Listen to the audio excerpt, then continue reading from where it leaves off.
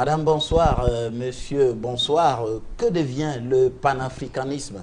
La question mérite sans doute d'être posée à l'heure où toutes sortes d'idées et de personnalités sont dorénavant qualifiées d'appartenir à ce champ idéologique qui a pour préoccupation le devenir de l'Afrique.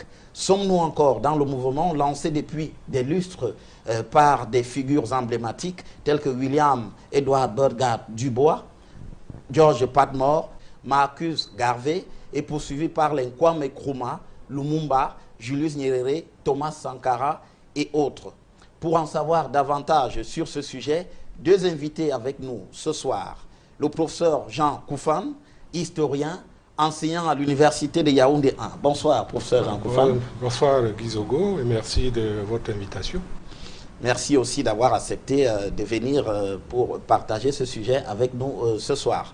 À vos côtés, Patrick Sapa, coordonnateur continental de la génération de la Révolution africaine Girafe. Bonsoir, Patrick Sapa. Bonsoir, Guy Zogo. C'est un énorme plaisir de se retrouver toujours sur une tribune pour diffuser les éléments de compréhension des axes qui devraient mener le continent à s'affranchir de la domination étrangère. Merci encore. C'est nous qui vous remercions aussi d'avoir accepté cette invitation. Alors, commençons ce débat par comprendre exactement ce que c'est que le panafricanisme, professeur Jean Koufane. Qu'est-ce qu'il faut entendre par panafricanisme? Globalement, c'est l'attachement à l'Afrique, l'attachement à des origines africaines. Le mouvement panafricaniste est né en diaspora, en particulier chez les Américains, des Antilles, qui, les premiers esclaves dans ces lieux-là, ont éprouvé non seulement la nostalgie de la terre perdue, et ont pensé effectivement que ce mouvement sentimental était un mouvement de ralliement de tout ce qui avait été, qui était d'ascendance, je dirais, africaine. Et cette ascendance africaine, elle est nombreuse, elle était nombreuse.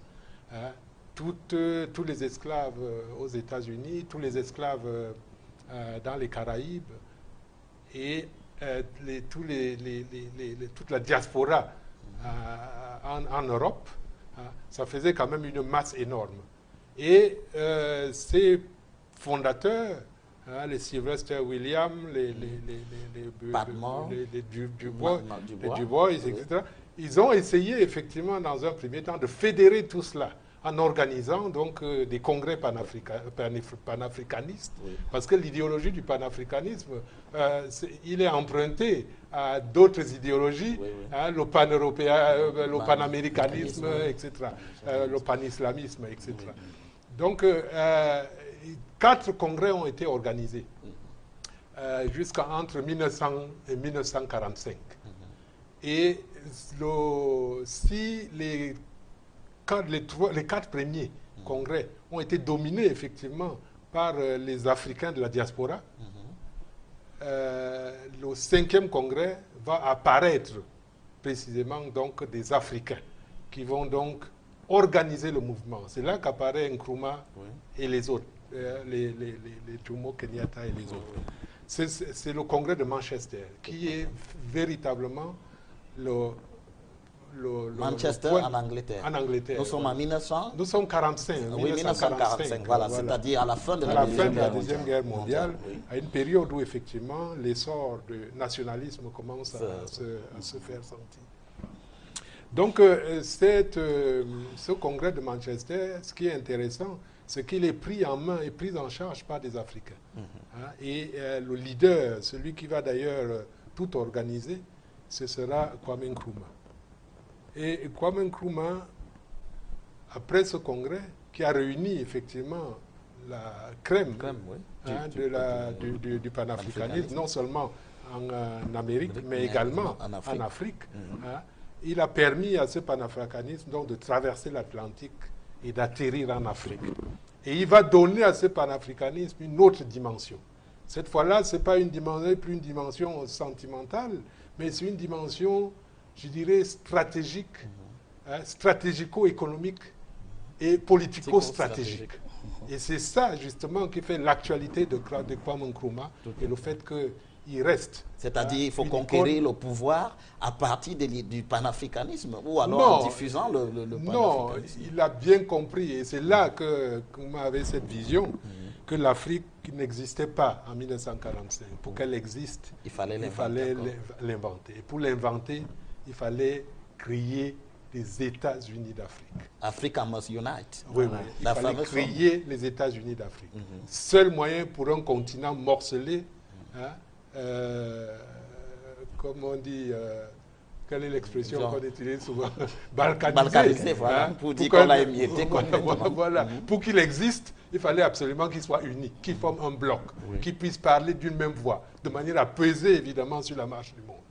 Et malheureusement, cette vision stratégico-politique et politico-stratégico-économique n'a pas pris du vivant de Nkrumah. Et c'est donc tout le problème, justement, de l'actualisation de ce panafricanisme qui se pose aujourd'hui. Voilà. Alors, Patrick Sapak, sous quel angle, justement, il faut placer la question du panafricanisme? C'est-à-dire que ses origines, comment il a évolué et pourquoi on en arrive aujourd'hui à ce qui nous préoccupe? Je suis parfaitement d'accord avec le professeur qu'on est parti là sur une idée. Il faut comprendre très rapidement que effectivement c'est né dans la diaspora, mais quand même calqué sur le modèle des autres, c'est-à-dire, comme il a dit, pan-islamisme, pan-germanisme, pan-arabisme, pan-américanisme, etc. Mais le point de départ se situe surtout au niveau du rejet ou bien la non-acceptation du commerce, européen.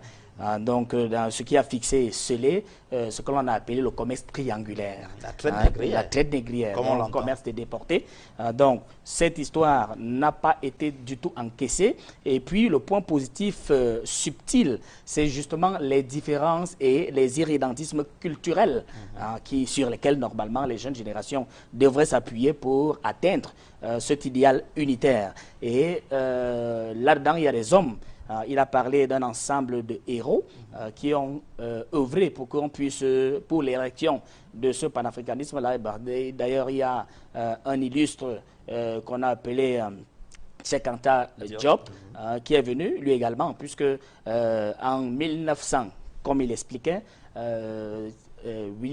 Henry Sylvester Williams, voilà justement, a produit ce concept de panafricanisme-là, mais il jetait là le socle, le réceptacle idéologique de tout un peuple, le peuple noir. Et donc, derrière, il y a eu les Cheikh Anta Diop qui l'ont suivi. Alors, Cheikh Anta Diop, ça c'est pour la pensée théorique. Exactement. C'est-à-dire qu'un certain nombre d'ouvrages... Tout à fait, tout à fait. Qui ont bien évidemment, là-dedans, il y a eu aussi les Dubois qui sont venus parce que Dubois, lui, pensait qu'il fallait revenir à la terre promise, c'est-à-dire un repli identitaire, et qu'on a également eu celui qui est venu après, je vais le retrouver tout de suite. Non, Georges Padmore a été... Marcus Garvey, voilà, eux tous accompagnés. Back to Africa. Exactement, le Back to Africa. Et donc, pour revenir à l'autre, donc à Dubois, il a même essayé de comparer le panafricanisme au sionisme, c'est-à-dire le retour des Juifs à une terre d'origine, c'est la terre promise. Mais c'est quand même ce qu'on va voir un peu avec la Sierra Leone. Oui, puisque lui-même... tout à fait, le Libéria d'ailleurs. Voilà, exactement. Et même le Gabon, Libreville, c'est ça. Bon, lui-même a manifesté ça puisqu'il est revenu au Ghana en 1961, après avoir adhéré au Parti communiste, et il a acquis sa nationalité. Et donc, comme le professeur disait, c'est en 1948, donc arrive Kwame Nkrumah, cette fois-ci avec une autre dimension, cette fois-là politique. Bon, il a parlé de stratégie politique et d'économie stratégique et tout. C'était en fait une dimension politique qui était adossée à une unité continentale. Donc une unité politique, donc il a produit ça en 1963, où il promouvait qu'il fallait absolument l'unité du continent. Nous sommes déjà dans la création de l'OU. Oui, on est déjà là-dedans. Oui. Donc, en 1963. Voilà, vous voyez que j'ai ramassé ça rapidement parce que le professeur a... Voilà, donc, oui. bon, il a créé cette histoire et il a promu que cette unité politique se fasse à partir d'une monnaie africaine, à partir d'une banque centrale africaine. Oui. Bon, dans ces revendications, des revendications unitaires, il a été accompagné par un certain nombre de personnalités que l'on a connues dans le landerneau politique indépendantiste africains comme les Lumumba, comme les Oumniobé, les Boumidiel en Algérie, avec le combat qu'on a connu. Vous avez si bien situé la situation en signalant qu'il y a une suite de leaders qui sont arrivés chronologiquement et qu'on a poursuivi avec des hommes comme Sankara de nos jours. Et donc on peut citer comme ça. Mais l'idéal panafricaniste a pensé fondamentalement à l'unité continentale. Alors, oui, tout à fait. Oui, je termine. On suit très bien vos explications. Oui, bien sûr, terminé. Je termine donc pour dire. Donc voilà un peu les fondements historiques de ce panafricanisme qui a gagné en maturation. Oui. Et donc il faut nécessairement s'en inspirer pour pouvoir atteindre cet idéal d'unité continentale. Nous y reviendrons. Si tu permets, ce que Patrick dit est très intéressant parce que, mais tel qu'il le dit, on a l'impression que ça a été trop facile. Voilà, Mais il faut dire qu'évidemment, c'est une idée pour sa maturation. Nkrumah a dû ferrailler durement. Voilà. En 50, il acquiert l'indépendance du Ghana en 57. Oui, 57, oui. En 58, il réunit une première conférence des pays indépendants d'Afrique. Il y en avait 4 ou 5 seulement à Accra. Pour jeter les bases, justement, d'une union panafricaine. Et en 58 même, il va donner la preuve, effectivement, de son attachement à cette aspiration, avec, au moment où la Guinée accède à l'indépendance en octobre 1958, la création de l'Union Ghana-Guinée. Oui, tout à fait. Où la France voulait mettre à genoux la Guinée, et il va tendre la main à ses pays frères en lui offrant un crédit de plus de 10 millions de livres sterling, ce qui était considérable à l'époque. Oui, il faut rappeler qu'il y a la colère du général de Gaulle qui dit à Sékou Touré, vous voulez l'indépendance, prenez-la, et la France retire toute la Guinée jusqu'aux aiguilles. Voilà, donc il faut... Et c'était un acte panafricaniste très très fort. Et dans cette dynamique-là, en 1959, va se réunir ce qu'on appelait vraiment la deuxième conférence panafricaine. Et là, c'est là qu'on va voir émerger évidemment des grands noms de ce panafricanisme. Lumumba apparaît, Félix Moumié apparaît, Boumedienne, les Tomboya au Kenya, les Nyerere en Tanzanie. Et puis les leaders du panafricanisme sud-africain, Peter Abrahams et les autres.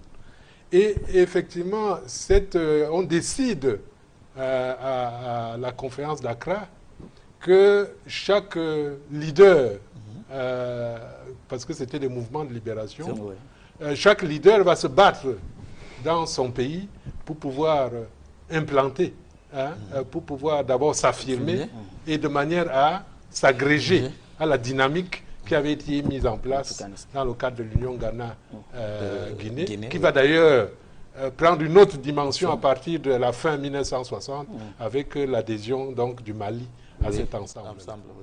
Donc c'était exactement pour dire que c'est un cheminement qui a été une longue bataille.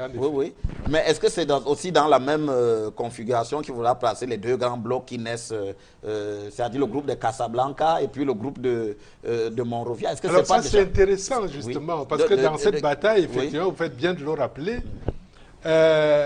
on est à la phase, je dirais, décisive de la libération du continent. Nous sommes en 1960. Et en 1960, nous avons, Nkrumah identifie la plus grosse menace qui pèse sur les pays nouvellement indépendants, le néocolonialisme.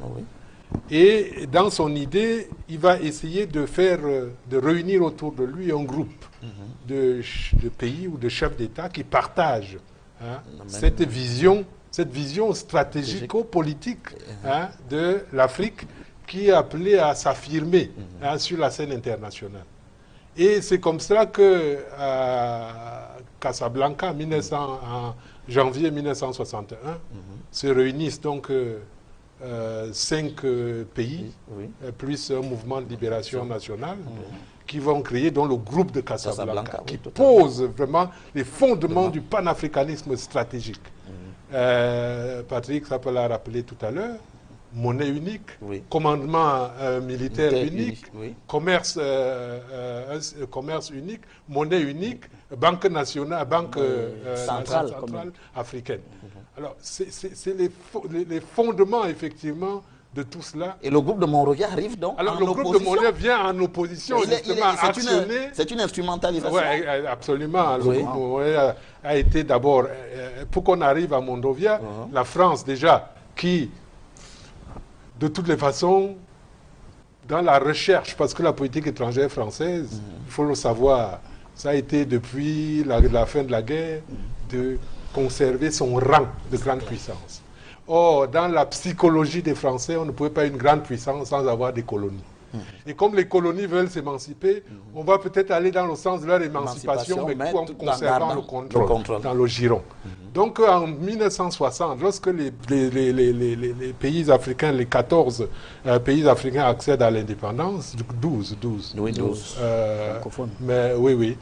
Donc sous l'impulsion de Houphouët-Boigny, qui a toujours été un pion de la politique étrangère française, il va donc réunir d'abord les 12 pays francophones qui venaient d'accéder à l'indépendance à Abidjan. Ils vont lancer une union concurrente, c'est l'Union africaine et malgache. Ensuite, cette Union africaine et malgache va essayer d'élargir son cercle à des pays dits modérés, qui n'ont pas cette vision stratégique du continent. Et on va s'ouvrir, donc, c'est la conférence de Lagos en 1962. 1962. Et Monrovia, à la fin de l'année 1962, donc qui ouvre justement cette organisation à des pays anglophones.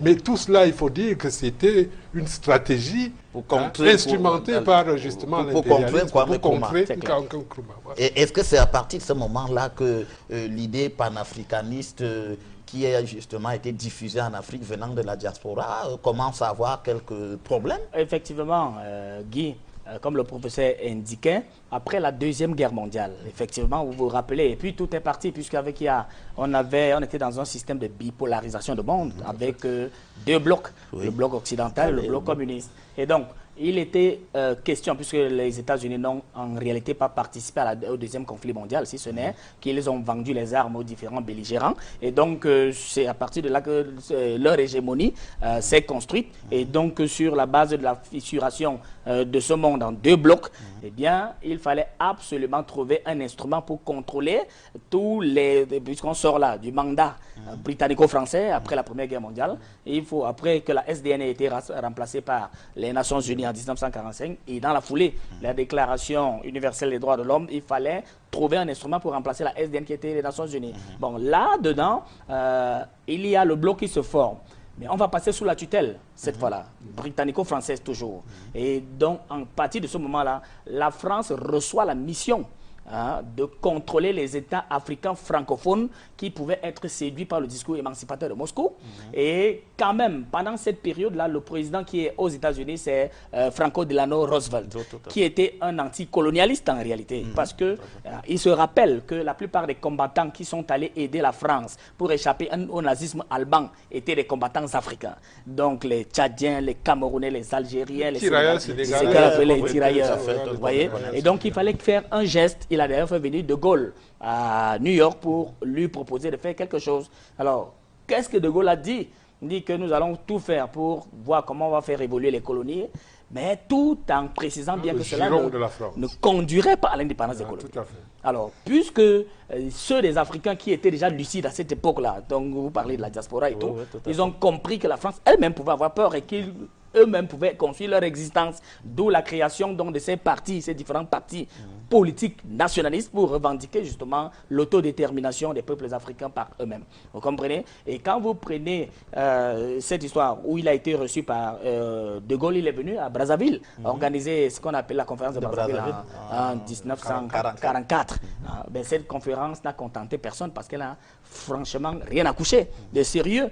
Et donc, quand des partis commencent donc à se créer à gauche et à droite, le FLN arrive en Algérie, le Front de Libération Nationale en Algérie, vous avez des partis qui se créent au Cameroun comme l'UPC en 1940 pour porter les revendications et qui créent aussi au niveau du Congo, Kinshasa.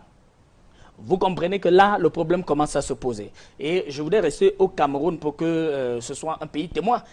Pour dire qu'en 1952, l'UPC a obtenu d'être reçu comme pétitionnaire aux Nations Unies. Oui. Et là-bas, l'homme qui avait été mandaté ici, c'était Ruben Oumniobé. Il s'est rendu là-bas devant l'Assemblée générale des Nations Unies. Il a dit, Monsieur le Président, mon peuple m'a mandaté pour venir ici m'exprimer sur 3 questions. La réunification immédiate du Cameroun, parce qu'on sortait du giron britannico, on était dans le giron britannico-français. Donc, la mise en place d'un conseil de gouvernement et d'une assemblée avec des pouvoirs législatifs. Et puis, la fixation d'un délai pour l'indépendance sans condition du Cameroun. Alors, nous sommes là en 52. Il est reparti en 53, martelé de nouveau. Et en 54, il est reparti cette fois-là devant la commission de tutelle des Nations Unies et obtenu que les Nations Unies devaient déployer au Cameroun une commission qui devait venir vérifier que les Camerounais peuvent déjà être au stade de s'auto-déterminer. Alors, qu'est-ce qui se passe juste en 54? Parce qu'on se souvient de ce qui s'est passé au Vietnam et en Indochine. Là-bas, ça n'a pas marché.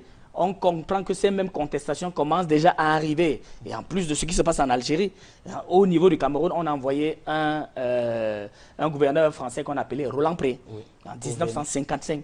C'est lui qui vient dissoudre. C'est lui qui va interdire l'UPC. Exactement. Absolument. Dissoudre l'UPC. Roland Pré. Voilà. Et ces gars-là... donc, effectivement, dans cette idée, il s'agit, je vous suis très bien, de casser la dynamique de l'UPC indépendantiste qui est aussi prête à rejoindre le grand mouvement panafricaniste qui accourt en ce moment. Tout à fait, vous êtes intelligent, Guy. Donc, en 1955, tout ça se passe, on dissout l'UPC et ces gars-là vont en clandestinité, ce qu'ils ont appelé le maquis, pour continuer les revendications. Et donc, il y a eu une terrible guerre au niveau du Cameroun en 1965, c'est déclenché le 24 mai 1955 au Cameroun. Ça a fait pratiquement 6000 morts. Avec une répression absolument de l'armée française. Alors, ce monsieur a tellement tué qu'il fallait absolument que quelque chose se fasse puisque les revendications étaient en train de faire du buzz sur le plan international. Les Nations Unies, même qui devaient envoyer des missions ici, ont commencé à s'interroger, même si quand même les Nations Unies savaient qu'elles ont mollement poser le problème des indépendances qui était revendiqué par les nationalistes, vous comprenez? Et donc, en 1956, Gaston Defferre, c'est un des députés français en charge des questions africaines, qui a produit ce qu'on a appelé la loi cadre. C'était le 23 juin 1956. Et cette loi présentait l'image de l'autonomisation des États d'Afrique francophone.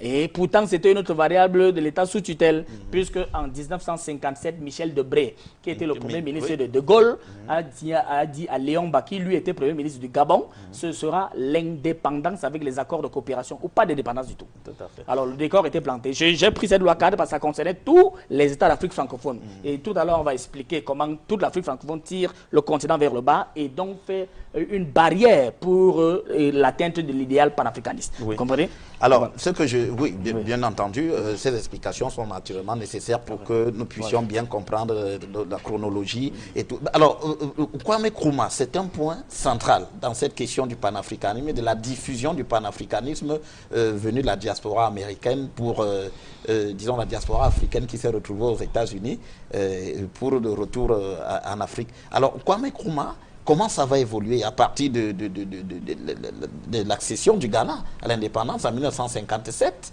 et puis la création de l'OUA? On avait le groupe de Monrovia qui va donc contester celui de Casablanca. Et comment ça se passe? Je crois qu'avant de venir là, il faut parler de Kwame Nkrumah. Tout à fait. Parce que justement, son histoire est singulière et explique sa trajectoire historique. S'explique effectivement par cet itinéraire, son itinéraire personnel. Il quitte le Ghana jeune, a soif de faire des études, Il va en Angleterre, il fait quelques années en Angleterre d'université, il passe aux États-Unis où effectivement là il va rencontrer la crème de la société noire américaine et celle qui pense effectivement la renaissance noire. Tout à fait. Et cette expérience américaine va le galvaniser. Elle va le galvaniser et c'est à partir des États-Unis d'ailleurs qu'il essaye de fédérer des organisations d'étudiants africains, africains. Et donc c'est toute cette expérience historique acquise dans la diaspora qu'il va transporter justement sur le continent africain à partir de 1948, lorsqu'il arrive pour prendre en main le vieux parti le CPP. Non, il va créer le CPP, mais le Gold Coast National Convention, voilà. C'était un parti de notables, mais il va lui donner une dynamique populaire. Et à partir de ce moment, donc son combat fondamental, parce que ça, il faut beaucoup insister là-dessus.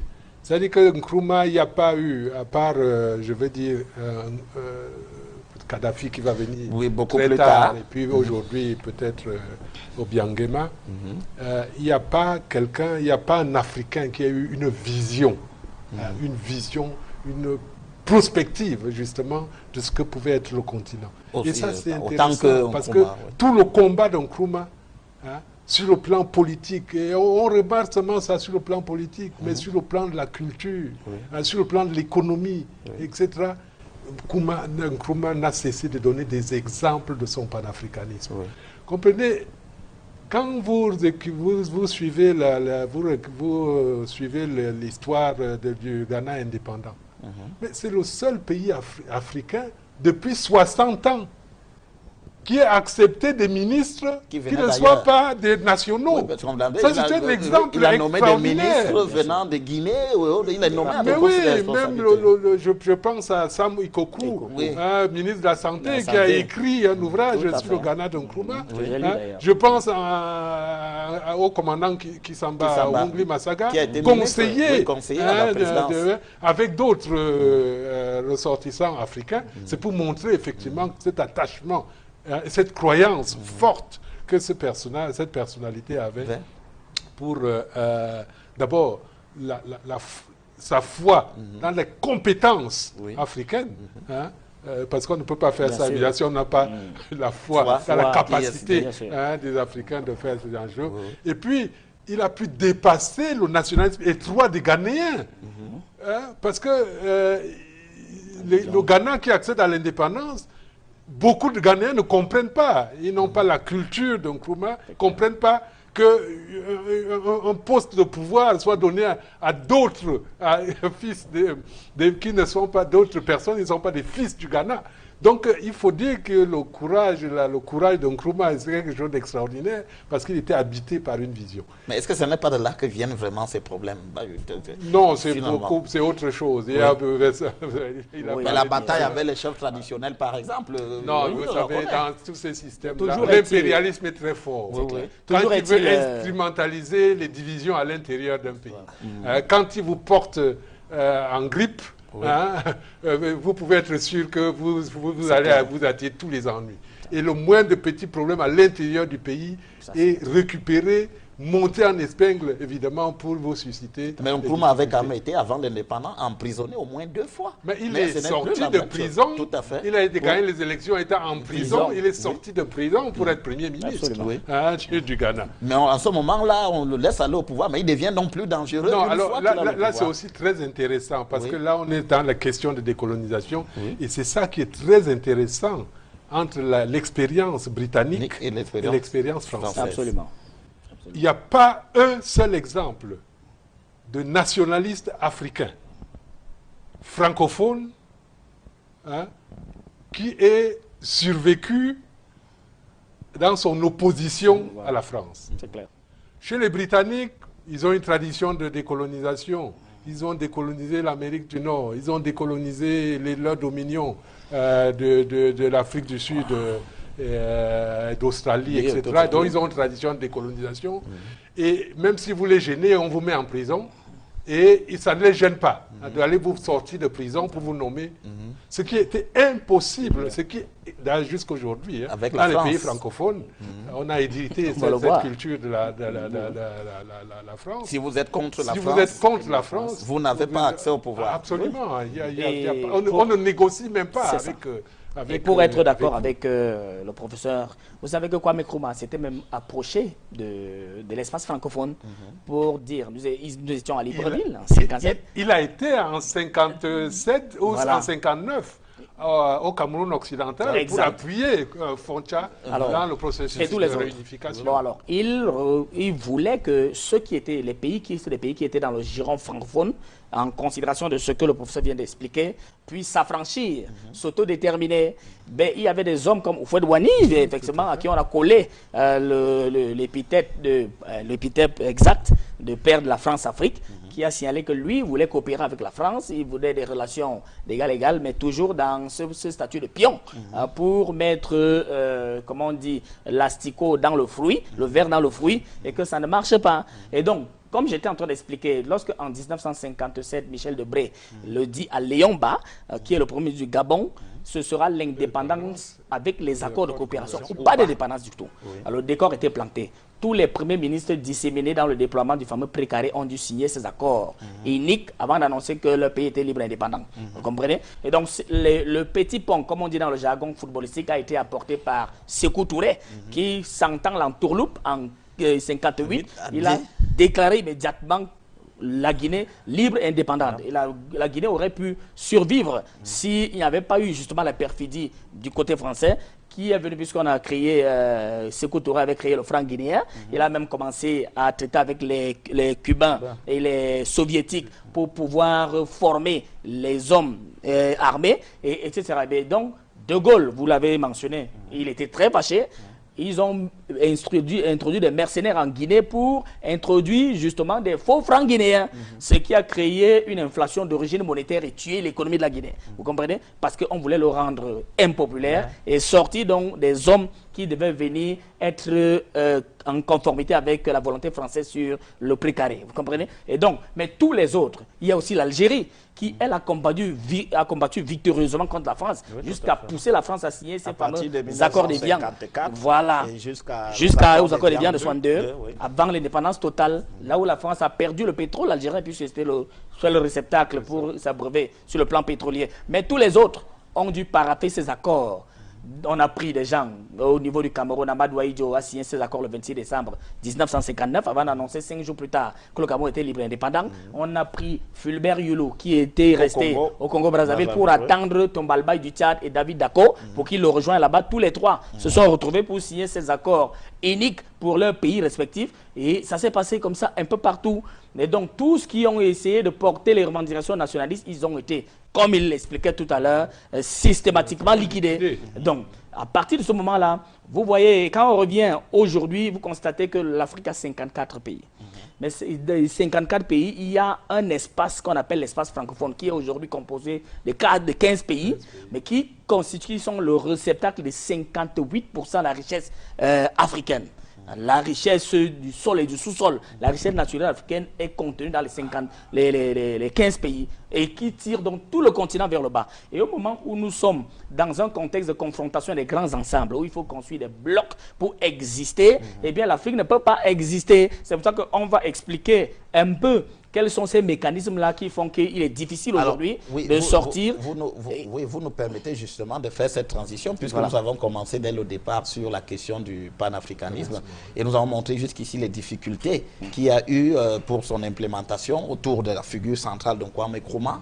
Mais alors, comment est-ce que, en repassant aujourd'hui la question, il y a eu d'autres qui ont continué, Thomas Sankara, Julius Nyerere, on l'a cité tout à l'heure, Lumumba encore au Congo.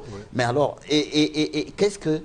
comment cela se passe aujourd'hui? C'est-à-dire que si on a fait le saut, est-ce que l'idée du panafricanisme est encore ce qu'elle était au départ avec Kwame Nkrumah? Qu'est-ce qui a changé? Qu'est-ce qui n'est plus? Ou alors c'est le même cheminement qui se poursuit, professeur? Alors, Nkrumah avait, comme on dit, un rêve stratégique pour que l'Afrique existe, pour qu'elle participe à la marche du monde, pour qu'elle fasse entendre sa voix. Il pensait que seule l'unité continentale, un gouvernement unique continental, était à même de réaliser, évidemment, ce rêve. Et ce rêve, il a tenté de l'implémenter, de faire partager sa vision aux autres chefs d'État réunis donc en conférence panafricaine à Addis Abeba en 1963. Oui. Et tout le débat, effectivement, a tourné autour d'un gouvernement continental des États-Unis d'Afrique. Et bien entendu, le bloc francophone en particulier, ce qu'il faut remarquer, c'est que tous ces gens-là, tous les francophones, avant d'arriver à Addis Abeba, tous sont passés par Paris. Paris, oui. Pour prendre des ordres. Pour prendre probablement des ordres. Oui. Et après le sommet de l'OIA, tous sont repartis à Paris pour rendre compte à De Gaulle de probablement l'œuvre de sabotage qu'ils avaient réussi à faire sur le continent africain. Et à Addis Abeba, on a reproché à Nkrumah d'avoir des ambitions démesurées. Oui. De vouloir être le président de l'Afrique. Ce qui a été même reproche qu'on a fait à Kadhafi plus tard, parce que c'est un peu récurrent. Donc finalement... Addis Abeba, le compromis, ce qu'on appelle le compromis d'Addis Abeba, c'est la défaite en réalité du panafricanisme stratégique. Tout à fait. Donc la naissance de l'OUA consacre la défaite du panafricanisme stratégique. Absolument. Comment cette défaite, dans la mesure où vous avez vu cette organisation croupion qui a été mise en place, avec fondée donc sur l'idée que l'Afrique devait rester dans le cadre de ses frontières héritées de la colonisation, qu'il fallait simplement que s'organise entre elles une coopération entre les États sur la base du respect de la souveraineté, ce qui était complètement différent du projet de Casablanca que portait Nkrumah. Il fallait revoir par exemple les frontières telles que posées par... Absolument, d'ailleurs il pensait, et c'était simple, que dans un bloc continental soudé des États-Unis, les frontières disparaissaient tout à fait naturellement.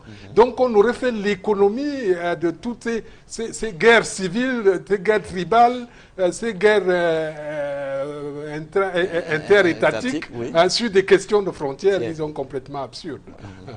Donc là, c'est la question. On va donc consacrer, le professeur parle de ce que c'est un compromis à la limite bancal, c'est l'échec du panafricanisme en ce moment-là. Et donc, mais il n'en demeure pas moins que l'idée du panafricanisme, on dit aujourd'hui, on parle encore du panafricanisme aujourd'hui, il y en a qui s'en réclament sur le continent. Effectivement, des gens s'en réclament, mais il faut aller dans le sens du professeur pour consolider, pour dire que justement l'OUA qui consacre la mort, la première mort du panafricanisme, et ça c'est l'aboutissement de ce qui s'est passé avec les indépendances. Et parce qu'on a dû émietter tout le monde, mais il faudrait quand même que la conscience africaine sache un peu de ces accords qui ont été signés, parce que ça continue de tenir en captivité les États africains aujourd'hui et mettre à mal justement l'idéal panafricaniste charrié par les pères fondateurs de ce concept-là. Donc, les premiers ministres sur le précaré français ont signé des accords qui se ressemblent les uns relativement aux autres. C'est-à-dire, premier accord, la France devait déterminer les choix politiques, économiques, sociaux et culturels des États d'Afrique francophone. Ça veut dire que pour nommer un gouvernement, le chef d'État doit s'en référer à la France. Si la France dit ça, ce monsieur, je ne le veux pas, eh bien, vous n'allez pas appartenir au gouvernement, puisque la France devait mener des enquêtes sur les hommes qui devaient appartenir au gouvernement. Donc, deuxième accord, la France devait battre, c'est-à-dire fabriquer une monnaie qu'elle allait gérer pour l'espace francophone, le franc des colonies françaises d'Afrique, c'est ce que vous appelez le franc CFA. En troisième ressort, 1945. Depuis 1945, voilà. Donc, puisqu'on a, j'ai dit qu'ils ont retrocédé l'indépendance de leur pays à la France de manière contractualisée. Le système néocolonial n'était plus imposé par la force, il était contractualisé. Mais il faut quand même préciser aux jeunes générations que ce sont des accords nuls et de nuls effets, parce que signés entre un État souverain, la France, et des États qui étaient encore sous tutelle. Vous comprenez, ça veut dire que les Aïdio, les David Dako et les autres... Il n'empêche que ces accords sont en vigueur, même s'ils ont été pour la plupart, ce qu'on a ils ont parfois été revus. Exactement. Exactement. Mais ils sont toujours en vigueur pour les C'est Français. ce qu'on est en train d'expliquer. Ouais, ouais. Donc, le troisième accord précisait que la France devait orienter la détermination des programmes scolaires à tous les niveaux. Ça veut dire qu'aucun élève en terminale, aucun étudiant à l'université sur l'espace francophone ne peut expliquer les atrocités qui ont eu cours pendant la conquête des indépendances. On ne parlera jamais des héros dans les systèmes éducatifs parce que c'est quelque chose qui a été pondu depuis l'extérieur par les bourreaux des indépendantistes ici. Donc, c'est pour ça que l'histoire que les étudiants apprennent à l'école est totalement déphasée par rapport à la réalité historique du combat pour la libération qui a été mené sur notre espace. Le quatrième accord, qui était la détente du deuxième accord sur la monnaie, c'était que la France devait disposer dans le trésor public français d'un portefeuille appelé compte des opérations de 100% des réserves de change de chaque pays de l'espace francophone. Ça veut dire que lorsque vous vendez à la Chine et que la Chine veut régler la facture passe par la France, par le compte des opérations, et la France se charge de voir ce qu'il faut envoyer à chaque pays chaque fois qu'ils vont sentir qu'il y a un petit besoin pour combler les déficits budgétaires. Mais cet accord sur le compte des opérations a augmenté jusqu'à 65% en 72 et 73 à Brazzaville et à Dakar pour l'UMOA et puis la BEAC. Et aujourd'hui, nous sommes à 50 pour les trois zones monétaires parce que c'est la BCC, la Banque islamique des Comores, la BCAO, la Banque d'Afrique de l'Ouest, la BEAC d'Afrique centrale. Maintenant, là-dedans... Mais ça ne vous satisfait toujours pas. Pas du tout, parce que on vous envoie 50% par le truchement de vos livres au niveau de la Banque centrale et 50% conservés dans le trésor public. Les deux choses qui sont nocives, c'est que le trésor public a pour charge de financer les engagements de l'État. Donc, quand vous voulez garder l'argent pour quelqu'un, vous le gardez dans une banque, pas dans un trésor public. Ça veut dire que cet argent-là, collectif des Africains francophones, ils travaillent pour la France. Mais maintenant, les 50% qui descendent au niveau de la Banque centrale sont encore surveillés par le conseil d'administration parce que vous devez savoir que les grandes orientations budgétaires au niveau des banques centrales sont faites à l'unanimité du conseil d'administration. Donc, on a injecté dans le conseil d'administration les 3 banques centrales, 2 Français, 3 Français ou 4 Français pour éviter qu'il y ait unanimité. Ça veut dire que les banques centrales sont de gigantesques institutions bureaucratiques qui ne peuvent produire aucune politique monétaire. Donc, voilà les accords qui ont été signés. Et puis, il y a eu les accords sur les matières premières stratégiques. Ça veut dire que notre sous-sol appartient à la France et ici, on va exploiter un minerai. Nous extrayons simplement. Nous, on en extrait le matériau et puis eux, ils sont exactement. C'est exactement cela. Donc maintenant, il y a un autre accord qui est venu dans la prolongation pour essayer de protéger ces indépendances sous contrôle. C'était l'accord sur la défense, l'assistance militaire. C'est ça. Chaque fois que le chef d'État de tel ou tel autre pays va être débordé, il va intervenir. Donc, il peut faire appel à l'aide militaire. C'est qui réduit complètement les capacités de l'Afrique. Exactement. C'est-à-dire qu'en anesthésie l'idée. Voilà. Vous voyez donc que ce sont des indépendances mornées. Donc, ce sont des indépendances de façade qu'on a acquises. On ne pouvait donc pas réussir à Addis Abeba avec la création de l'OUA. Donc, c'est mort. Kwame Nkrumah, lui-même a senti que c'est parti parce qu'il était pratiquement seul dans cette histoire. Mais il faut quand même... C'est ce que j'avais envie de... Kwame Nkrumah est mis en minorité à Addis Abeba. Oui, ça a toujours été ça. Ce qui est intéressant, à Addis Abeba, c'est le lâchage de Nkrumah à la fois par Ben Bella et surtout par Sékou Touré. C'est ça. Mais qu'est-ce qui se passe? C'est ça que j'arrivais. Je ne sais pas ce qui s'est passé en réalité pour Sékou Touré. J'ai l'impression que Sékou Touré, on a magnifié la geste de Sékou Touré de septembre 1958. Mais Sékou Touré, je crois, ne s'est jamais consolé de la rupture avec la France. Il a toujours cherché à renouer avec la France. Donc il est toujours resté ce fils de la France, même si à un moment donné, il a pu se mettre contre la France. Il est resté le fils de la France et il a comploté contre le nationalisme africain pendant toute cette période après l'indépendance pour essayer justement de rentrer dans les bonnes grâces de la France. Et je prendrai 2 exemples là-dessus. Lorsque Moumié, en mars, à la conférence panafricaine, la conférence des peuples afro-asiatiques de Conakry, Moumié annonce du haut de la tribune qu'il va constituer dans les jours prochains un gouvernement révolutionnaire provisoire camerounais en exil. Sékou Touré, qui serait basé à Conakry, Sékou Touré va dire non. D'ailleurs, il sera remercié par Ahidjo de n'avoir pas accepté. Et à Addis Abeba en 1963, vraiment, il va faire une déclaration reprochant à Nkrumah, qui était son allié stratégique, oui. Hein, ses prétentions à vouloir avoir raison tout seul. Oui. Il y a là quelque chose qui a fragilisé la position de Nkrumah, au point qu'effectivement, il a dû ferrailler tout seul. Et Nkrumah était un homme de caractère et de volonté. Il ne s'est pas contenté, même après Addis Abeba, mai 1963. En 1964, il a ramené le problème au Caire. Il a ramené le débat sur la constitution immédiate d'un gouvernement africain. Et à Accra, en 1965, il a reposé ce même problème.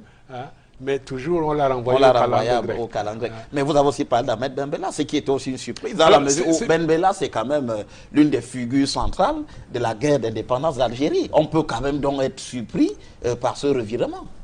Alors, pour l'Algérie, vraiment, je ne me suis jamais penché sur le problème. Oui, tout à fait.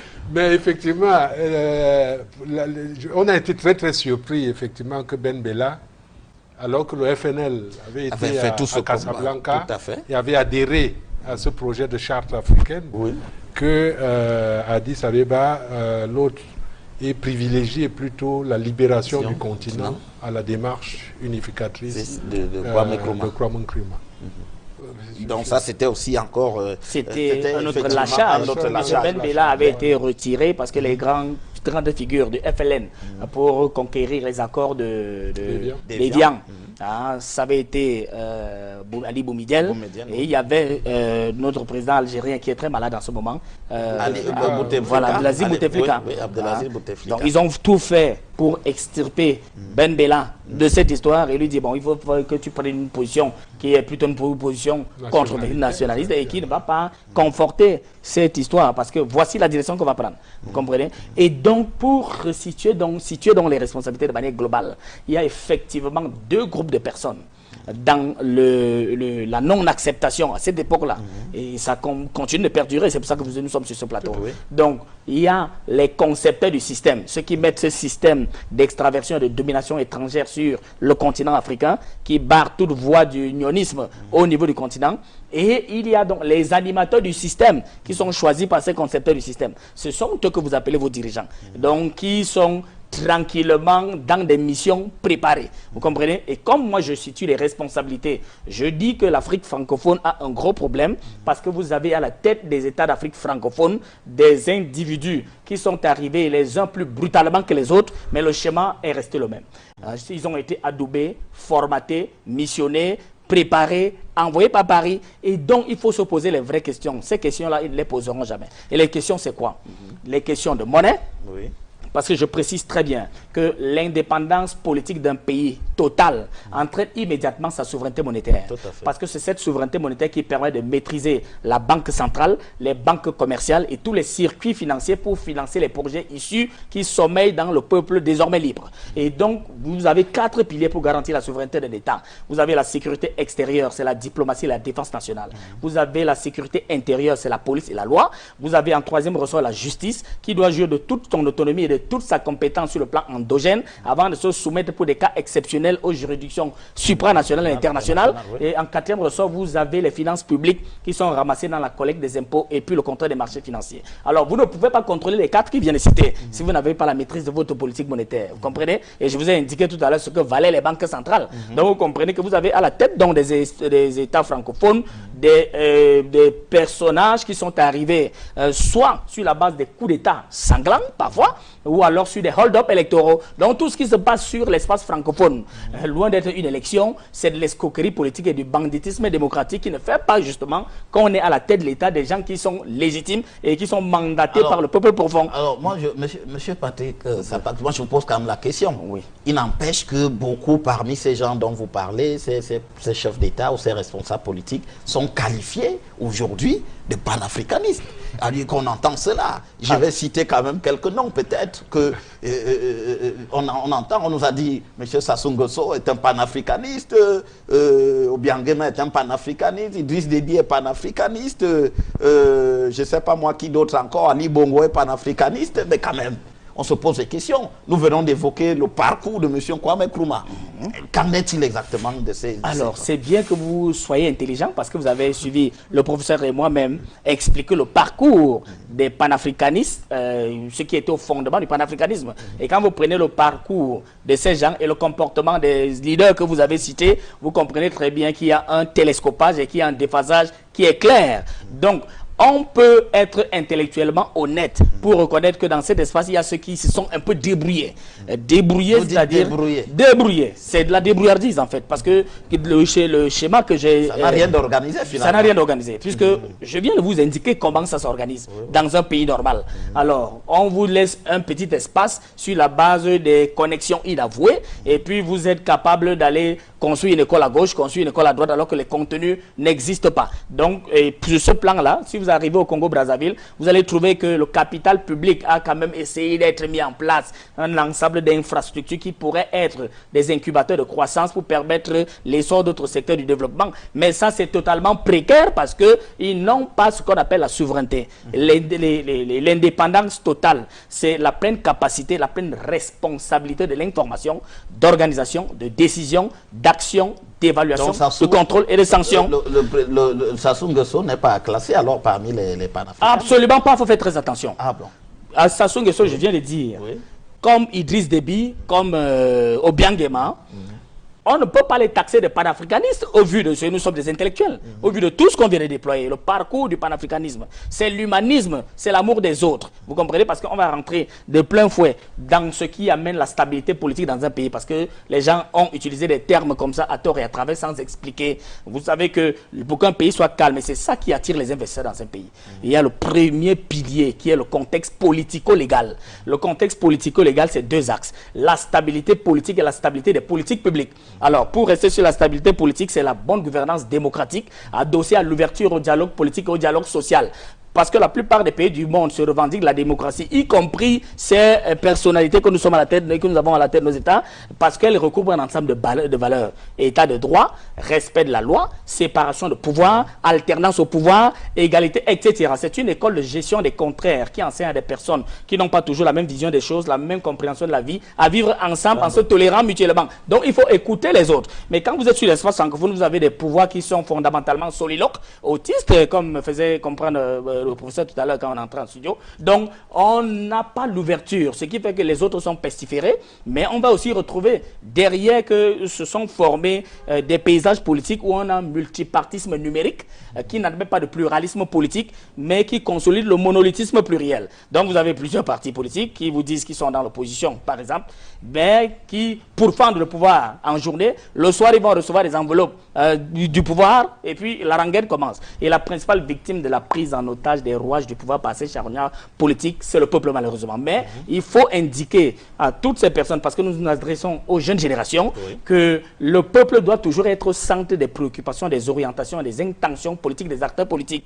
Ce n'est qu'en vertu du peuple que la politique existe. Si le peuple n'existait pas, la politique n'existerait pas. Et donc le problème, le panafricanisme est donc instrumentalisé. Je vous ai indiqué comment les gens arrivent au pouvoir.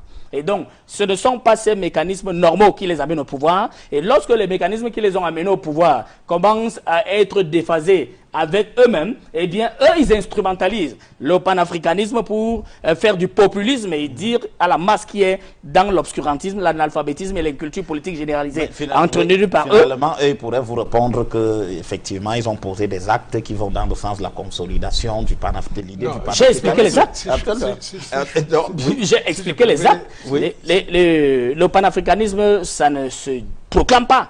Hein? Ça se vit. Ça se pratique. Donc, professeur, vous expliquez tout à l'heure comment Kwame Nkrumah était en train d'aller à gauche pour dire voici ce qu'il faut faire. Il posait lui-même des actes, mais les autres ont battu en brèche cette histoire parce qu'ils étaient orientés par des directions qui n'étaient pas normales. Voilà, donc voilà. Je voulais compléter ce que Sap a dit, justement, en amenant cette double réflexion. La première, c'est que cette résurgence de l'idée panafricaniste, oui. c'est quelque chose d'intéressant. Oui. Hein, pour que, effectivement, même des imposteurs aujourd'hui puissent se proclamer panafricanistes. Hein. Ça, c'est important. C'est que c'est une idée forte. Hein. C'est une idée forte. C'est une idée qui vit. Hein. Même si elle est en sommeil, elle vit au-delà de tout. Hein. Et c'est une aspiration qui reste très, très forte. Même pour la jeunesse qui n'a pas connu les combats des années 1960. La deuxième chose que je voulais dire là-dessus, c'est dans ce combat, dans cet idéal, cette quête de l'idéal panafricaniste, je crois qu'il faut restituer une chose. Qui est panafricaniste? Qu'est-ce qu'on met derrière le panafricanisme? Alors, moi, je dis la charte de Casablanca, il me semble que c'est véritablement la charte du panafricanisme. Tout à fait. Un gouvernement continental. Si vous n'êtes pas pour ce projet-là, on ne saurait en rien vous taxer de panafricanisme. C'est clair. Ça c'est clair. Et tous les gens qu'on nous cite panafricanistes, je ne vois pas un seul qui, alors que c'est eux qui sont les maîtres, ils mettent dans la constitution des États ce qu'ils veulent, je ne vois pas un seul d'entre eux qui ait mis dans la constitution qu'il était prêt à renoncer à la souveraineté de son pays, hein, au service donc d'une Afrique unie, d'une Afrique forte. Hein. Donc, ça me gêne, donc, vous savez. Donc, quand je rentre dans... j'ai cité quelques cas, on y revient naturellement. C'est-à-dire que quand vous prenez le cas, par exemple, de la Guinée équatoriale, professeur Jean Koufane, Obiangema s'est posé ces dernières années en sorte de nouveau panafricaniste africain. D'ailleurs, certains médias n'ont pas tardé à le proclamer. Mais il se trouve qu'il y a aussi des actes qui sont quand même étonnants. Comment est-ce que la Guinée équatoriale, tout le jour, on pourchasse des Africains, des Camerounais, par exemple, on en tue même. Et de quel panafricanisme parle-t-on finalement? Oui, Guy, tu as raison, parce que là, je viens de commettre un ouvrage sur l'idée panafricaniste sur Obiangema. Parce qu'effectivement, dans cette résurrection du mouvement, de l'idée panafricaniste, il y a un certain nombre de chefs d'État qui se sont distingués au cours des dernières décennies, qui ont proclamé haut et fort l'idée, qui en sont venus à penser effectivement que l'Afrique, qui est constituée de 54 États, des brouillons inachevés, qui, près de 60 ans après les indépendants, n'ont pas voix au chapitre dans les problèmes du monde, qui se débattent dans des problèmes de pauvreté et de misère sans nom, ils ont fini par comprendre que la seule voie du salut pour l'Afrique, c'était de se mettre ensemble. Donc l'unité continentale. Et Kadhafi a fait cette démarche-là. Oui. Et Kadhafi a fait cette démarche, on sait le destin qui lui a été réservé par l'impérialisme. Obiangema, je crois qu'on arrive à cela, mais il y a ce que j'appelle les paradoxes du panafricanisme équato-guinéen. Et le premier, c'est précisément comment peut-on se vouloir panafricaniste et refuser la libre circulation des hommes et des biens. Comment les peuples peuvent-ils se connaître s'ils ne peuvent pas se fréquenter?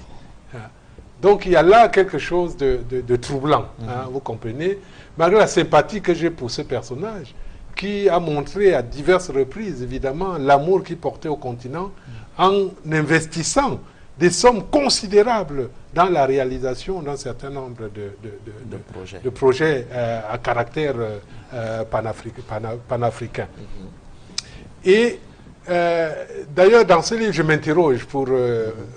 si je conteste, et je conteste totalement le discours ou bien la qualification de panafricaniste des autres, au moins au Obiangema, je retiens ça, mais je lui dis également, et ça vaut pour tous les autres, qu'un révolutionnaire, une politique, où ça se consomme avec des symboles. Tout à fait. Alors, je ne connais pas la Guinée équatoriale, je n'y ai pas été, mais je connais mon pays, le Cameroun.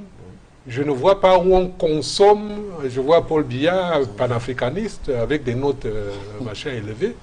Je ne vois pas où se consomme le symbole du panafricanisme au Cameroun. Oui, oui. il n'y a pas un établissement public. Un établissement public, une rue, un monument, etc., qui porte le nom d'un panafricaniste, qui réveille le souvenir d'un panafricaniste. Vraiment, je suis très embêté, si vous voulez. Alors, je me dis peut-être qu'on a des yeux différents. Quels sont les, Moi, les je voudrais rassurer le professeur. Je voudrais rassurer le professeur en situant les responsabilités. La plus costaude responsabilité dans cette histoire, dans le relais d'une idéologie aussi forte, reste celle de la presse. Malheureusement, je vous le dis, je vous le répète, du fait de la pédagogie de l'expérience en médias, partout où je suis passé, je suis intervenu comme consultant à gauche, il n'existe pas de médias panafricanistes, c'est-à-dire qui charrient l'idéologie panafricaniste telle que le professeur a appelé. Vous dites qu'il y a beaucoup d'imposture. Et non, il n'y a que de l'imposture. Il n'y a que de l'imposture. Il n'y a que de l'imposture. Finalement, on voit quand même sur certains médias, on fait d'ailleurs des votes. On fait des votes, on dit voilà. Je vous répète qu'il n'y a que de l'imposture. C'est cela l'imposture, pour gagner de l'argent, c'est tout. Guy Zogoum, chaque structure, quelle qu'elle soit, est toujours à l'image de l'homme qui la dirige. Vous comprenez? Ayez un bosseur à la tête de toute structure, ce sera une structure de bosseur. Ayez un feignant à la tête d'une structure, ce sera une structure de feignant. Ayez un voleur à la tête d'une structure, ce sera une structure de voleur. Alors, il faut commencer par ceux qui émettent l'idée de créer des médias dits panafricains.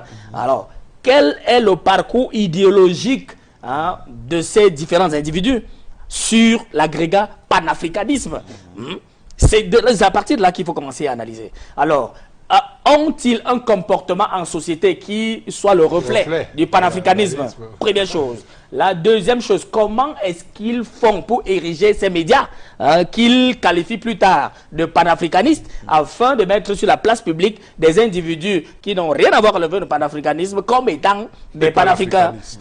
Des panafricanistes. Voilà les questions essentielles qu'il faut se poser. Donc le premier problème, c'est la presse. Et donc cette histoire se diffuse dans les consciences des esprits opaques et très mal éclairés par cette presse mal pensée, mal préparée sur des questions idéologiques forte, et par rapport à une idéologie aussi forte que le panafricanisme, charrié par les grands noms qu'on a tous épluchés sur ce plateau, eh bien, il n'y a pas encore, je le répète, il n'y a pas encore de médias panafricanistes. Le seul média panafricaniste qui va arriver, c'est celui qui sera idéologiquement pensé par un idéologue, permettez-moi de répéter ça comme ça, par un idéologue, donc quelqu'un qui a la maîtrise parfaite des rouages et des méandres intimes des enjeux du panafricanisme, tel que c'est parti depuis les origines jusqu'à nos jours. Donc il n'y a que de l'imposture dehors. C'est pourquoi il y a de l'imposture. Parce que justement à la tête de ces médias se situent des gens qui sont enfermés dans la quête effrénée des satisfactions biologiques, qui ont transformé leur vie humaine en vie de consommation et qui sont prêts à vendre mère, père, enfant et peuple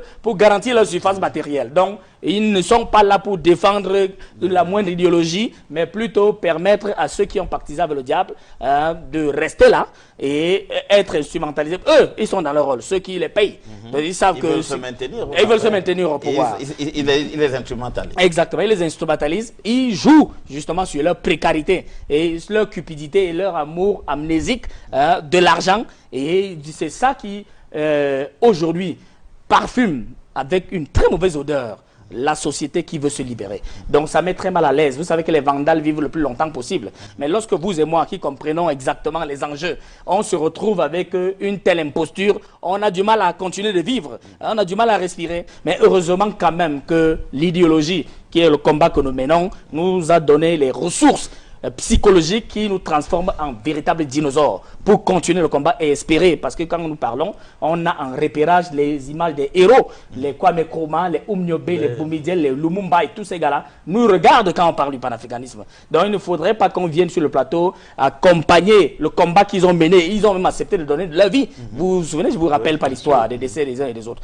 Donc ils ont accepté de leur donner de leur vie pour la dignité africaine. Et il ne s'agit pas, vous savez que dans le monde il y a deux groupes de personnes. Il y a celles qui conquièrent les libertés et celles qui jouissent des libertés conquises. Vous comprenez? Donc celles qui conquièrent les libertés sont malheureusement toujours en nombre minoritaire et incomprises. Mais celles qui jouissent des libertés conquises, on les met au devant de la scène. Et c'est ce qui s'est passé avec les indépendances. C'est-à-dire qu'on s'est servi de nos frères pour tuer nos autres frères qui revendiquaient l'humanité qu'on devait avoir pour qu'on soit normalement considéré sur la scène internationale et dans le Conseil des Nations. C'est-à-dire qu'on a eu besoin de Ahidjo pour liquider Oumyobé.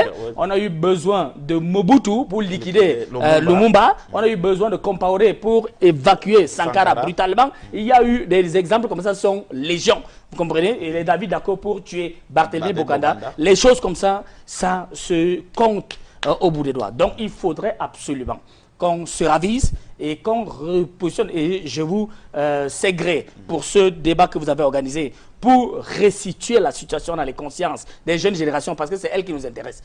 Parce qu'aujourd'hui, si on veut répondre efficacement aux appels de l'humanité de notre histoire, renvoyer à nos vies nationales la dimension ouverte et évolutive de toute vie, nous avons besoin d'être en phase avec la vérité historique. Et celle-là, nous devons la diffuser aux jeunes générations pour que le comportement soit différent.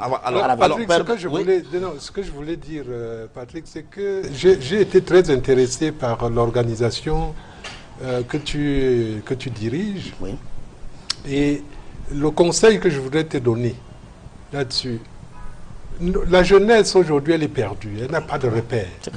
Et tu as bien dit que sur le plan historique, elle ne sait rien de son passé, même le passé le plus récent.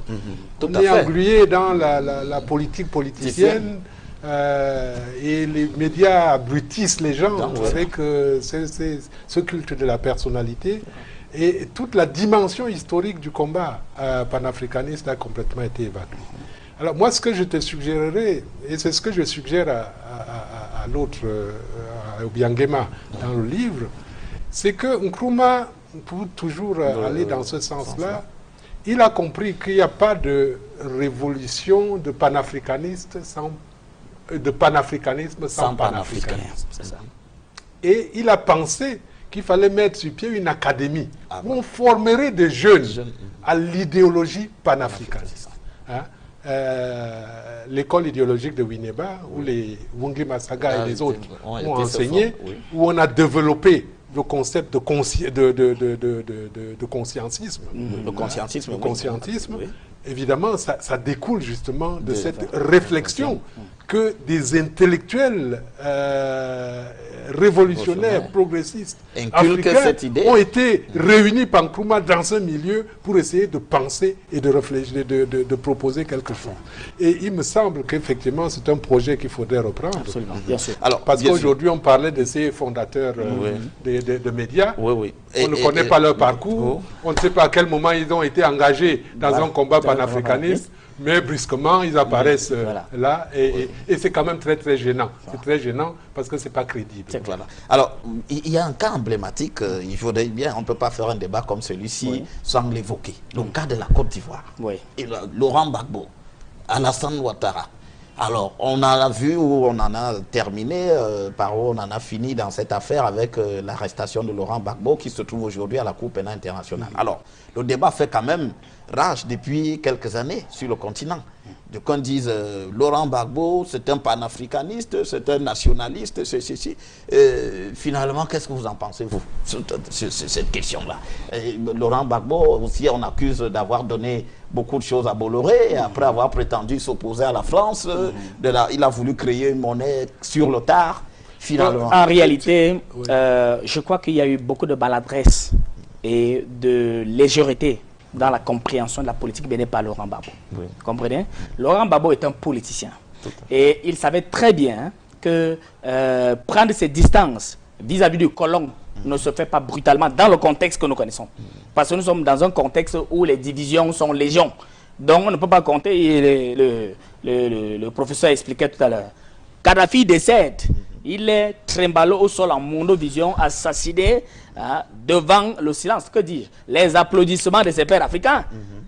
On a oublié ce que Kadhafi a fait. Ça, je rappelle quand même à la conscience africaine que Kadhafi a sorti 300 millions de dollars pour les 400 nécessaires pour que l'Afrique obtienne son satellite Rascom. Et donc pour éviter d'être abreuvé constamment et permanent par les médias mensonges, Reuters, France 24, tout ce que vous connaissez, etc. Mais ça n'a pas empêché que les dirigeants de ses pairs africains, parmi lesquels il a beaucoup aidé, donc qu'ils restent à lorgner derrière leurs fenêtres, comme on était en train de le trimballer sur la monovision sans que personne lève le moindre doigt. Vous comprenez? Alors, Gbagbo a la conscience intelligente de cette histoire parce qu'il faut rappeler que Gbagbo a été l'opposant historique de Houphouët-Boigny. Tout à fait. Il a même été enfermé plusieurs fois avant que les Ouattara n'arrivent. Et enfermé plusieurs fois par Houphouët-Boigny et avec sa femme. Donc, ils sont restés ensemble. Mais lorsqu'il prend le pouvoir, qu'est-ce qu'il fait? Il constate, parce qu'en côté, lorsque vous prenez connaissance des dossiers, vous constatez qu'il y a trop de choses. Maintenant, il ne faut pas aller affronter frontalement ces choses-là de manière brutale. Puisqu'on est politicien et qu'on est en plus dirigeant d'un État, il faut faire très attention parce que ça peut mettre des hommes en danger, un peuple en danger. Alors, il a donné cette reconnaissance à Bolloré. Bolloré, c'est quelle nébuleuse? C'est tout l'espace francophone, toute la côte francophone d'Afrique francophone est écumée par Bolloré. Alors, il allait être seul, première chose. La deuxième chose, c'est qu'il donne, ok, prenez, mais quand même, les intérêts, quand vous travaillez, c'est pour vos intérêts, moi aussi, je gagne, parce que ça aide la Côte d'Ivoire à avancer. Donc, il y a encore d'autres choses qui sont passées, mais je ne voulais pas rester sur ça, je voulais revenir sur le processus électoral. Donc, comme ce monsieur arrive, il trouve que la présidence ivoirienne, elle est louée à la Côte d'Ivoire par la France parce que c'est la propriété française et que là-dedans se trouve un tunnel qui sépare la présidence et l'ambassade de France, ce qui est totalement innommable dans un pays qui se dit souverain. Donc, alors, c'est à part là que les conseils passent. Donc, vous pilotez comme un pion. Il signale que cette histoire-là va s'arrêter. Mais on demande quand même à la Côte d'Ivoire de payer les arriérés de loyer, puisqu'il veut fermer ça. Il n'y a pas de problème, vous allez aussi payer la taxe sur la propriété foncière, puisque vous êtes là depuis, et on va faire la balance. Donc des choses comme ça ont commencé à inquiéter, puisque Gbagbo, vous savez qu'il est du bord socialiste, et que ces Français-là l'ont même aidé sur le plan du conseil politique en tant que socialiste, d'arriver pour qu'il arrive là où il est arrivé. Bon, maintenant, la France et la gauche et la droite en France, c'est la même politique. Donc, on a vu ce qui s'est passé avec Mitterrand. Ils se sont entendus finalement. C'est clair. Donc, c'est comme ça. Oui. Alors, donc, lorsque la rébellion s'engage, c'est bien parce que ça ne va pas. Et il y a même un problème qui est pendant, puisque Konan Bédié et Ouattara ont un gros problème à partir de Houphouët-Boigny qui n'a pas géré. Parce qu'il a laissé la Constitution, mais il n'a pas préparé un héritier qui devait arriver. Mais on devait s'appuyer sur la Constitution qui voulait que c'est le président de l'Assemblée nationale qui prenne le pouvoir dès qu'il y a disparition ou bien empêchement définitif du chef d'État. Et à l'époque, c'était Konan Bédié. Il y avait un premier ministre qu'on appelait Ouattara. Les deux personnages ont commencé à se piétiner les orteils pour revendiquer, disant chacun qu'il a la préemption de reprendre après à l'autre. Mais je vous rappelle que Ouattara a été imposé à Houphouët-Boigny parce qu'il a été, c'est lui qui a été l'acteur principal pour plonger tous les États d'Afrique francophones sous ajustement structurel en tant que directeur adjoint du FMI. Mais c'était bien indispensable, non? Oui, bon, je ne rentre pas là-dedans. Je ne voudrais pas rentrer là-dedans parce que je risque encore trop écorché si on rentre là-dedans. Il fallait redresser ces économies-là. C'est ce qu'on dit, entre guillemets. Redresser quelle économie? Aucune économie n'est redressée. Donc, il est arrivé, il y a eu ce problème. C'est pour ça que Konan Bédié, lui, sentant que ça devient difficile, crée donc cette histoire d'ivoirité. C'est Konan Bédié qui l'a créée. Mais c'est une idée, l'ivoirité, c'est très intéressant que vous en parliez. C'est une idée quand même qui va à contre-courant de l'idée panafricaniste. Oui. Et Gbagbo va reprendre aussi ce Non, pas du tout. Je suis à la genèse. C'est Konan Bédié qui sort l'histoire de l'ivoirité. Tout à fait. Moi, je ne suis jamais sorti pour parler d'ivoirité. Vous comprenez? Voilà, avec ma posture. Non, je condamne. On a dit tout à l'heure que Kwame Nkrumah et puis entrer dans des considérations subalternes comme ça. Généralement, les histoires comme ça arrivent lorsque on a un comportement anormal. C'est-à-dire que vous êtes équato-guinéen, on vous recrute au Cameroun, vous arrivez avec des intentions de destruction. À ce moment-là, on est obligé de faire ressurgir vos origines. Pas, monsieur Sapa. Non, je ne justifie rien. Je ne suis pas en train de justifier l'ivoirité. Je vous dis quelle est la genèse. C'était Konan Bédié. Et donc, c'est pour ça que l'autre, Robert Gueye, est arrivé. Il a fait son coup d'État, il a chassé tout le monde. Et il a même organisé un référendum pour signaler qu'il fallait être de père et de mère ivoiriens. Ce qui est quand même le comble à la limite. C'est clair. Alors, Gbagbo est arrivé. Il y a eu cette histoire qui était dans la Constitution. Mais Gbagbo, pourquoi n'a-t-il pas changé cette question? Non, écoute, c'est bien souvent de poser ces questions. Puis Gbagbo arrive au pouvoir en 2000. Les histoires que j'ai expliquées par rapport à la France et tout, son comportement, commence en 2001. Oui, tout à fait. Donc les problèmes commencent. Et puis directement en 2002, il se rend en Italie dans une visite d'État. Il y a cette tentative de coup d'État. De coup d'État, qui commence et tout, mais directement. Donc ça veut dire qu'il a énormément de problèmes à gérer à ce moment-là. Et après, puisqu'il ne faut pas qu'on reste sur la chronologie de cette histoire, puisqu'on a eu des accords qui sont tenus à Marcoussis, Ouagadougou, on est même parti en Afrique du Sud. Là-bas, Thabo Mbeki lui a demandé, lui a fait le conseil d'utiliser l'article qui le met au-dessus de la Constitution pour faire de Bédié et de Ouattara des candidats spéciaux pour l'élection de 2005 qui devait se tenir en 2005. Tout à fait. Donc, Gbagbo l'a fait pour essayer de trouver des voies d'apaisement et qu'on ait une élection en 2005 qui soit crédible, libre et transparente et que ce soit le dirigeant soit l'émanation du peuple ivoirien. Mais là encore, Ouattara n'a pas pu prendre part.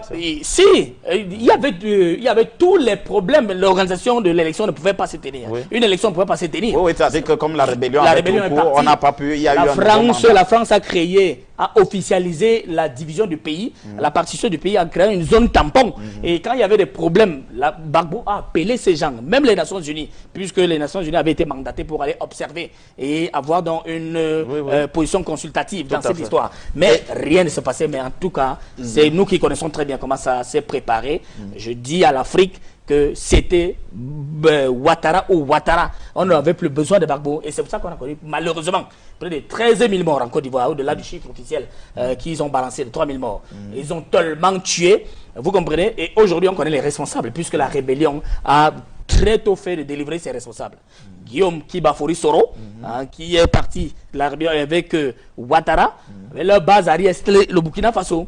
C'est là-bas qu'ils ont préparé toute cette rébellion qui est descendue. Tout le monde est au courant. Mais dans les soutiens, tout à fait. Les soutiens, c'est la France. Puisque la France, lorsque François Alliot-Marie, la madame Alliot-Marie, Michel Alliot-Marie, qui était ministre de la Défense à l'époque de l'Intérieur, a voulu faire taire tout le monde, puisque même l'agence France-Presse a dit, écoutez, voici les bombardements, on a tué les Ivoiriens. Elle a demandé à toutes les presses de la boucler, de ne pas sortir les témoignages qui pourraient mettre à mal la France dans cette histoire. Est-ce que ce n'est pas la faute au fait qu'on n'a pas pu sortir cette question de l'ivoirité finalement? Parce que, en fait, vous m'expliquez... Je suis en train d'expliquer que matériellement, il ne faut pas évacuer ça. Oui, non, mais je voudrais juste, je suis en train d'expliquer pour dire qu'on ne pouvait pas les circonstances ponctuelles ne permettraient pas de se pencher sur l'autre là, puisqu'il fallait d'abord rapidement sauver le peuple, parce que sorti même qu'il fallait mettre un terme à l'ivoirité, n'allait résoudre en rien parce que la scalade de violence qui était ponctuelle dans le pays et qui était permanente dans le pays. En 2000, lors de la cérémonie d'investiture de Laurent Gbagbo, après la présidentielle de 2000 justement, il dit lors de la cérémonie d'investiture dans le discours, je ne reprendrai pas l'élection parce qu'il était clair, il y avait certaines personnes qui appelaient à une reprise d'élection, notamment M. Kofi Annan qui était secrétaire général de l'ONU à l'époque. Et ensuite, il ajoute je ne modifierai pas la Constitution, notamment l'article 35 qui faisait problème. Est-ce que finalement, il n'y avait pas la possibilité, avant la rébellion justement de 2002, d'évacuer la question de l'ivoirité qui était finalement... Sur ce problème-là, je comprends, Patrick, que tu aies beaucoup de sympathie, d'admiration pour Gbagbo. Mais je n'ai aucune, c'est pas ça. Je n'ai aucune sympathie pour Gbagbo, qui est un ami. Voilà. Gbagbo est un ami. Vous avez fait des études d'histoire ensemble. On s'est fréquenté à Paris. C'est quelqu'un que je connais parce qu'on s'est côtoyé. Il est vrai que comme je ne suis pas opportuniste, je n'ai pas profité des circonstances. Quand il était président de la République, vous essayez de me faire... Encore que vous n'aurez pas eu aller à Abidjan pour essayer de... Il n'aurait pas eu le temps. Non, voilà. Vous dire que Gbagbo, je le connais, on s'est fréquenté. Il connaissait ma maison, je connaissais la sienne à Ivry sur Seine. Donc, à sa soutenance de thèse, j'ai assisté. Et d'ailleurs, ce qui est intéressant dans cette soutenance de thèse, c'est qu'un membre du jury lui a dit, Monsieur Gbagbo, quand je lis votre travail, la question qui me vient à l'esprit, qu'est-ce que vous avez contre la France? Voilà. Donc, on aurait pu s'attendre effectivement qu'au moment où il accède au pouvoir, après avoir mené tout un combat pour... à travers des livres qu'il a publiés sur la souveraineté, le regain, la rétrocession, la souveraineté de la Côte d'Ivoire, qu'il ne se soit pas montré plus courageux dans cette opération de rupture. Et je crois que le contexte que toi tu décris, qui était un contexte révolutionnaire, lui permettait justement de s'appuyer sur d'autres forces sociales. Hein, et la jeunesse a montré, hein, avec Blé Goudé, la jeunesse a montré par sa mobilisation à des moments décisifs où le pouvoir était menacé, qu'elle était prête à défendre la souveraineté de la Côte d'Ivoire. Mais je crois que l'erreur de Gbagbo, c'est un peu l'erreur de la plupart de nos dirigeants. C'est-à-dire qu'on a l'impression, dès qu'ils accèdent, la compétence, le conseil, l'ingénierie du conseil, c'est les amis occidentaux. Parce que quand même, sa campagne pour 2010, il la confie aux Français. Oui, non, mais c'est ce que je veux dire. Il a donné le port à des moments donnés décisifs, oui, où on peut opérer une rupture, on va appeler toujours des étrangers qui vont vous conseiller selon un prisme, une optique qui est la leur. Et sur la question de l'ivoirité aussi, est-ce qu'il a mis un terme sur cette question? Guy Zogo, oui, je ne voudrais pas qu'on fasse une fixation sur Laurent Gbagbo. Non, pas du tout. Je ne voudrais pas montrer une sympathie quelconque vis-à-vis de Laurent Gbagbo. Ce sont les faits qui m'intéressent. Oui.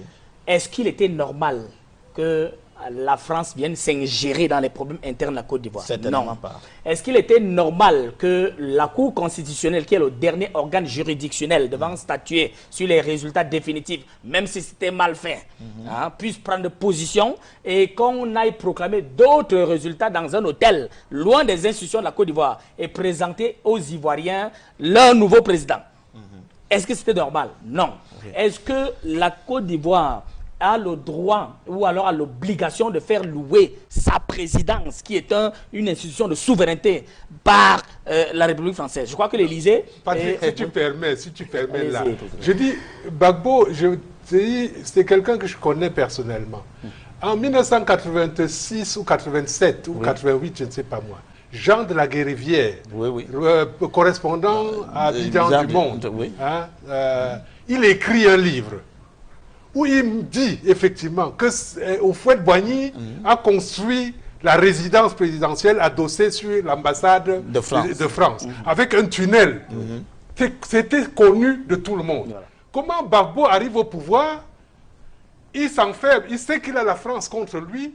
Il entre dans ce palais-là ne pensant pas qu'on pouvait utiliser le tunnel qui reliait l'ambassade de France. Il le savait, professeur. Comment est-ce qu'il n'a pas pu le faire? Je ne voudrais pas avoir la faiblesse. Je ne voudrais pas avoir la faiblesse de croire que le professeur ne voit pas. Nous sommes en train de faire des questions politiques. Oui, tout à fait. Je refuse d'être dans la faiblesse de penser que le professeur ne comprend pas. Je sais qu'il comprend précisément parce qu'il est très intelligent. Vous comprenez? Donc nous sommes en politique. Lorsqu'il entre, juste au bout d'un an, une action politique ne se fait pas en un an. C'est-à-dire qu'il a un mandat de 5 ans. Donc, son programme, vous ne pouvez pas aussi me dire que vous aviez la chronologie des actions qu'il allait poser à Côte d'Ivoire pendant les 5 ans. Donc, au bout de l'élection en 2000, les problèmes ont commencé immédiatement en 2001. Donc, à cause de ça, nous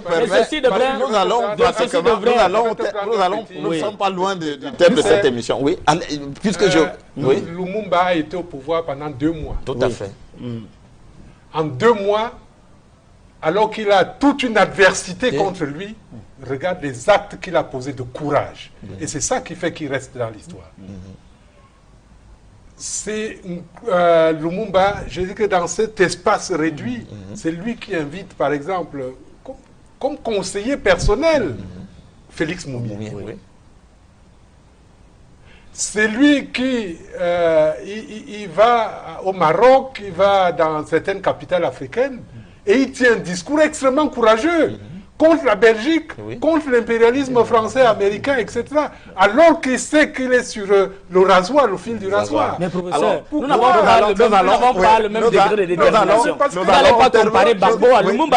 Je dis ça parce que Gbagbo est un historien. Voilà, exactement. Nous allons au terme. Sur cette posture, je suis d'accord. Nous allons au terme. Mais n'allons pas prendre le risque de comparer Gbagbo. Mais les contextes sont différents. Nous allons au terme. Mais nous restons sur les faits. Pour les jeunes générations, on doit garantir. Nous allons au terme de cette émission. Et pour le cas de la Côte d'Ivoire, je ne pense pas que ça ait été le cas. Alors, nous allons au terme de cette émission, mais je vais vous donner la parole pour la sortie. Alors, justement, la question, la dernière, comment faut-il opérer cette rupture pour passer donc au panafricanisme, puisque nous venons d'aborder justement, je ne vais pas dire la question de la pusillanimité de Laurent Gbagbo, comparé au Lumumba, comme l'évoquait le professeur. Qu'est-ce qu'on fait concrètement pour revenir à cet idéal noble, finalement, qui a été dévoyé, Patrick Sapa? Alors, ce qu'on fait, le premier levier du solutionnement d'un problème, c'est la prise de conscience. Il y a 4 pans pour ce combat. Le premier, nous y sommes, c'est la communication. C'est-à-dire la sensibilisation, l'éducation, la conscientisation, l'information, la vraie, la formation hardie des masses. Parce que c'est à partir de là que tout le solutionnement du problème part. Vous ne pouvez pas imaginer des concepts, mettre en œuvre des techniques et appliquer des stratégies pour un problème que vous ne maîtrisez pas. Parce que même le mécanicien, avant d'arranger votre voiture qui est en panne, a besoin d'identifier la panne. Comprenez? Et ça s'appelle l'information. C'est l'information qui est l'élément fondamental à partir duquel on architecture toute stratégie. Vous comprenez? Et donc, maintenant, dès qu'on a terminé avec ça, il faudrait atteindre une masse critique sérieuse sur le continent. Parce qu'un peuple formé et donc éclairé n'a plus besoin de guides éclairés. Il est formé et il agit seul.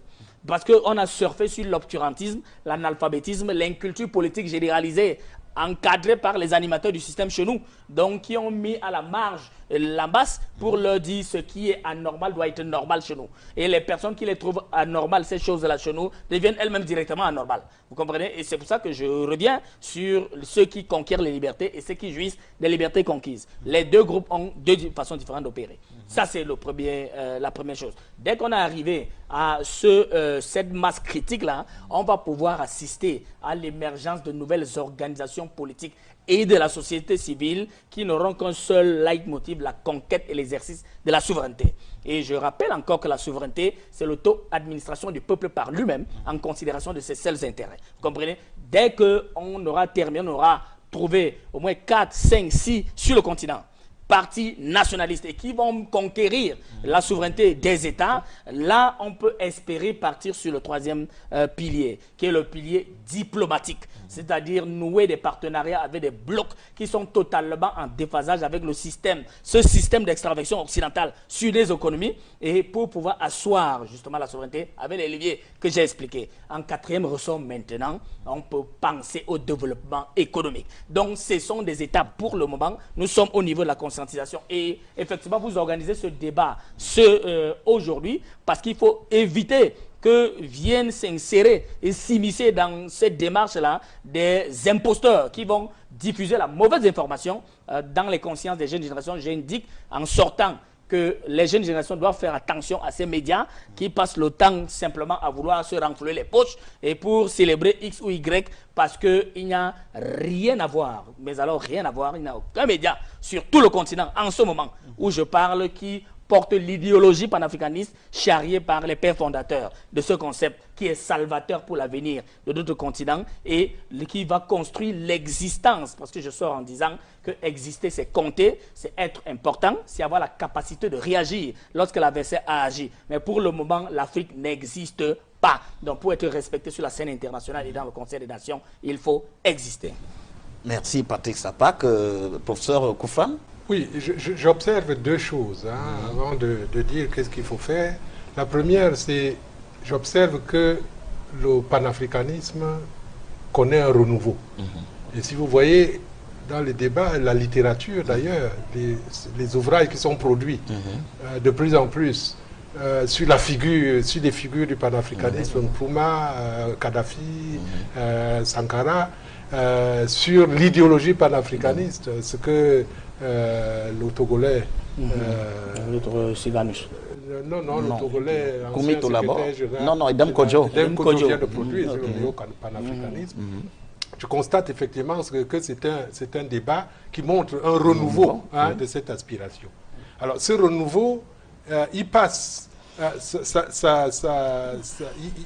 son actualisation passe aussi par la conscientisation dont tu as parlé. Et il faut que cette conscientisation s'opère. Parce qu'aujourd'hui, tu as bien posé la question au départ, c'est quoi le panafricanisme? Qu'est-ce qu'on y met là-dedans? Et il est évident qu'il y a toute une formation qu'il faut une conscientisation qu'il faut faire au public jeune, en particulier, dans ce sens-là. J'observe simplement qu'il y a des groupes dans les établissements scolaires ou universitaires, il y a des groupes Union africaine, etc. Mais quand vous discutez avec ces jeunes, vous avez de la peine à voir ce qu'on met dans le concept de l'Union africaine. Et c'est dommage. Et là, la responsabilité, effectivement, est des partis politiques et des associations. Hein, évidemment, de la société civile. C'est de la société civile. Évidemment, ça manque. Et dans cette conscientisation, moi, j'en appelle aux hommes politiques. Nous avons 200 partis d'opposition au Cameroun. 200 partis politiques. Plus de 200 partis politiques. J'ai de la peine à imaginer que pas un seul, hein, même le parti, l'Union des populations africaines de mon ami Kamgang, n'ait pas établi des passerelles avec d'autres partis, au moins de la zone Afrique centrale, pour constituer une sorte de noyau fédérateur. Parce qu'on ne sait jamais, la politique, c'est aussi la patience. À un moment donné, ça va durer 10 ans, 20 ans, 40 ans, mais on arrive au pouvoir. Pago l'a fait. Tout à fait. Et d'autres l'ont fait. Donc, si on ne trouve pas un noyau qui est constitué assis des gens, justement, qui croient dans les vertus d'une unité comme celle-là, évidemment, on aura toujours affaire à des imposteurs qui, lorsque le vent sera favorable, évidemment, vont s'autoproclamer. Dieu sait qu'on a des exemples. Alors, merci d'avoir accepté notre invitation pour ce débat sur le panafricanisme. Merci aussi à vous, chers téléspectateurs, de nous avoir suivis pendant 90 minutes. Je vous donne rendez-vous dimanche prochain pour une nouvelle édition de Géopolis. Restez en compagnie des programmes d'Equinox Télévision.